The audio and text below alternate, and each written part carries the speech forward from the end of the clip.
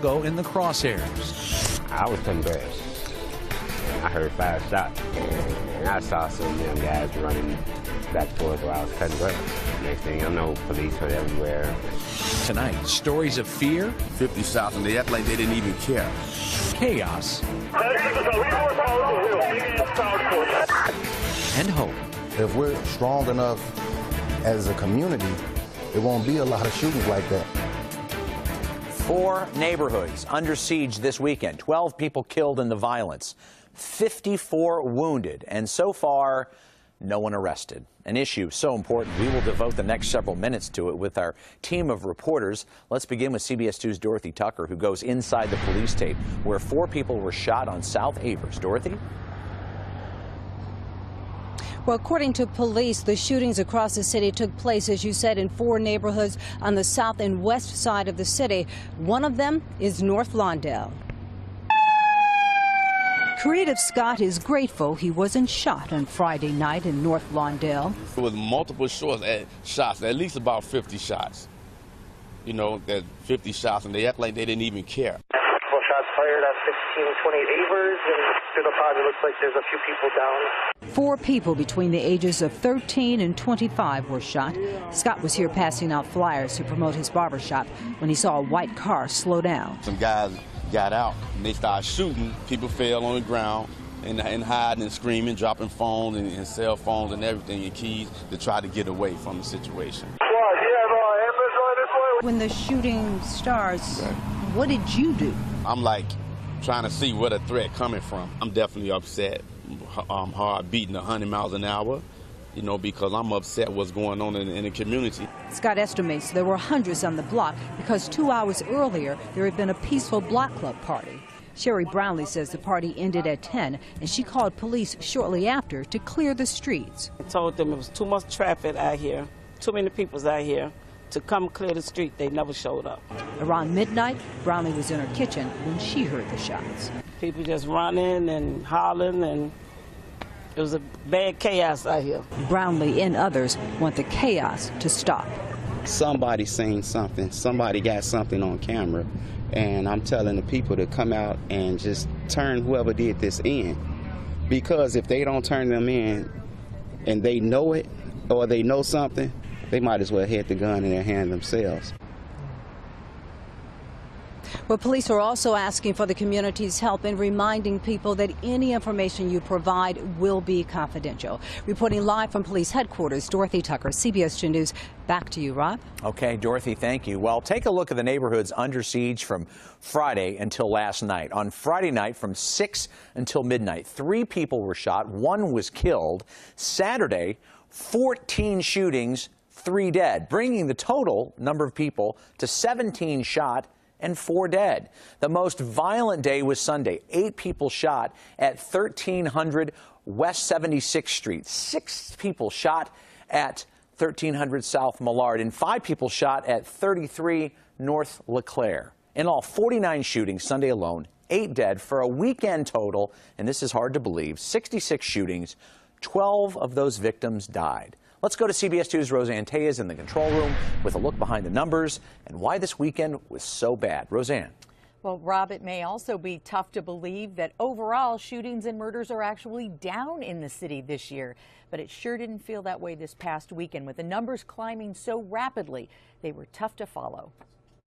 It's not like those people got together and said, we're going to go out here and create chaos. That's not what happened. So what did lead to so many shootings in 4 Chicago neighborhoods over such a short period this past weekend? If anything, it should underscore the continuing issue that we have with illegal guns and offenders out on the street that are willing to use them. Camila Williams is with the anti-violence group Live Free Chicago, activism spurred by loss. 30 of her friends, relatives, and neighbors have been killed in Chicago since 2006. The young people under me, they're saying, I'm at 10, I'm at 12, I'm at 15. I understand. Losses, funerals. She says it's that very trauma that often leads to a desire for revenge and ultimately fuels the cycle of violence. It all goes back to not learning how to cope with your losses. Indeed, police know the dynamics well. I ordered additional deployments of officers in those areas to prevent the retaliatory shootings. But this past weekend in Chicago, even with 46 arrests for gun charges, the shooting seemed unending. I know as a city and as a neighborhood, these neighborhoods across the city, we can do better. The superintendent is pleading with anybody who might have any information about the shooters involved in this weekend's violence to please come forward. Live in the control room, Roseanne Tejas, CBS 2 News. Rob. Okay, Roseanne, thank you. Well, by comparison, New York City, the nation's largest city, had only 1 murder and 16 shootings Friday through Sunday.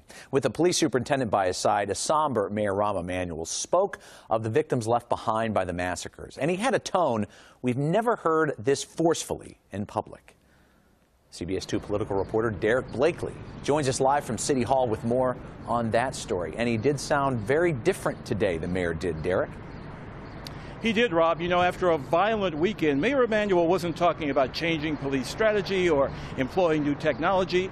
Instead, he spoke about morals and values and how the community must solve this problem. But some African Americans say Emanuel crossed a line between inspiration to insult. If you know who did this, be a neighbor. Speak up. We've heard that message from Mayor Emanuel before, but we haven't heard this. There is a shortage of values about what is right, what is wrong, what is acceptable, what is condoned, and what is condemned. We need parents to teach kids right from wrong, to be involved with their kids. But saying that some blacks lacked morals didn't sit well with activist Westside pastor Ira Ackrey. It is asinine to have a mayor to get up and talk down to the black community. And a resident who lives near where the worst Auburn Gresham violence erupted says naming names isn't easy. If someone do step up and try to talk, things happens to their family and things like that, or something happens to them. And who's going to protect the people who's stepping up to talk? But Pastor Rashorna Fitzpatrick, whose church lies just steps from where 17-year-old Janae Patterson was killed, largely agrees with Emanuel. If we would help ourselves do what we're supposed to do morally, then we will become a positive force in our own community. It's getting to be like that. And Auburn Gresham resident Robert Cox, who lives nearby where a boy was killed over a stolen bike, also said it's up to the residents. Block, this is what people got to do. They ain't, you know, people don't care about their own neighborhood. It's not going to stop. The mayor's aides say he consulted a number of black pastors and community leaders this weekend before making his remarks today, but some of the reaction also shows he is walking a political tightrope. We're live at City Hall. Derek Blakely, CBS 2 News. Rob? All right, Derek, thank you. Now to a story of hope through the eyes of a barber. CBS 2's Vince Gerasoli introduces us to one man surrounded by violence and working to change that. Not far down the street over the weekend, 2 innocent bystanders were shot, one fatally. But here, just 4 blocks away at a barbershop, one man is trying to make a difference. In Englewood, the buzz today is on the weekend's violence. They did no better than worse. We hear the gunshots, bah, bah, bah, and then go right to our regular conversation because it's the norm. But Kenneth Clayton, better known as Casey the Barber, knows it's anything but. We all have to take some type of ownership in this. For 3 years now, armed with clippers, he's made it his personal mission to offer free haircuts once a month to teens at the Englewood Library. I just try to give them a whole nother view, a whole nother outlook. It is also a chance to listen to their problems and fears and encourage them to stay on the straight and narrow. I couldn't do it by myself. It is possible to randomly walk through the streets of Englewood. He's trying to get all of the negative and the gun violence and the kids off the street. And meet families who know KC, like Lamisha and her 5-year-old son, Caden. Are you afraid for his future? Yes, very afraid. That's nervous laughter for her little boy. I want to be a doctor. You want to be a doctor? Why do you want to be a doctor? Because they just fix people. Kind of like KC. Like I say, give these kids a head start. Some of them don't have fathers. Just because you're not blood don't mean I can't be a role model. Casey's going to be at the Bud Billiken Parade offering free haircuts to kids in the Kids Corner from 11 to 2.